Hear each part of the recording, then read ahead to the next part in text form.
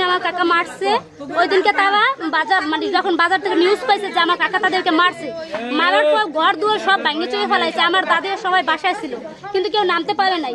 নামবে কিভাবে, কারণ বাসা দিয়ে নামলে তাদেরকে মারবে। এই জন্য তখন পুলিশের কাছে ফোন দিছে, গোবিন্দ স্যার আসছে এবং তার সাথে আরো একজন স্যার আসছে। আসার পর তারপর বাসা থেকে নামছে, কিন্তু বাড়ির সবাই কাছে জিজ্ঞাসা করছে, তখন তারা কোনো উত্তর দেয়নি। কারণ তাদেরকে বলা হয়েছে যদি কেউ উত্তর দেয় তাহলে হ্যাঁ কোপাইবে, যে বলবে তারই কোপাইবে। অথচ আমার আব্বু আজকে 16টা দিন যাবত আমার আব্বু আজকে মিথ্যা আসামিতে হয়েছে। আমার আব্বু কিছুর ভিতরে ছিল না, মারার সময় আমার আব্বু ছিল না। তারপর যে আমার আব্বু যখন এই যে বাসায় বসে আমার দাদি করে মারছে তখন আমার আব্বু ছিল না, কিন্তু আমার আব্বু মিথ্যা 1 নম্বর আসামি দিয়া আমার আব্বু আজকে জেলে রাখছে। আর কিছু বলে তোরা জামিন পাবি না, তোরা 6 মাসও জামিন পাবি না। আর আমার প্রশ্ন হচ্ছে এইটা যে তাদের ভাই পুলিশ বললে আমাদের সাধারণ মানুষের কি কোনো উপায় নাই যে আমরা মিথ্যা আসামিতে দেবে আমরা সেখানে যাবো? আমার বাবার জন্য আজকে কতদিন যেমন জামিন চাইতেছি, কোথায় আমাদের করতেছে না, জামিন দিতেছে না।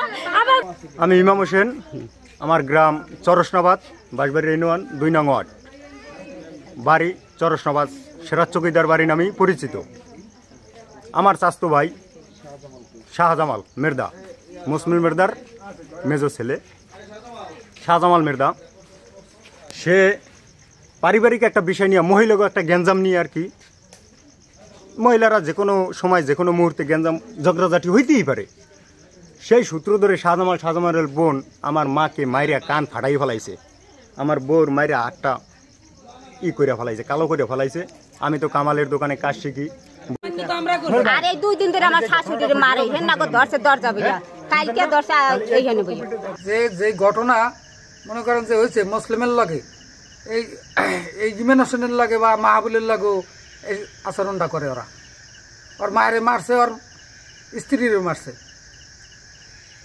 আমার সাথে আমার ঘর ফুরিয়ে মামলা দিয়ে আমারে জেল খাটাইছে, আমার 3 ভাইরে খাটাইছে, ওই একটা পোলা পুলিশে চাকরি করিয়া। বাবাকে 307, 326 দ্বারা দেওয়া হয়েছে। তাহলে আমার মধ্যে যে আর ভিকটিম অসুস্থ বলছে মৃত্যুর সাথে পাঞ্জলা, সে ভিকটিম কাজ করে কিভাবে?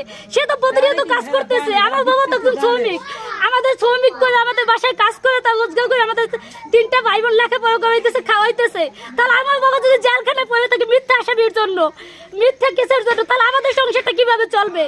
বাড়িতে জানিয়ে আমি সবার দ্বারা আরো বলি, আমি সবসময় আমি যদি আপনারা যদি ঘটনাস্থলে জানিয়ে পান যে এই বুই নিয়ে এত কিছু করে, তাহলে আমি যেই শাস্তি বা মাথা পেতে আমার ওই শাস্তি দেবেন।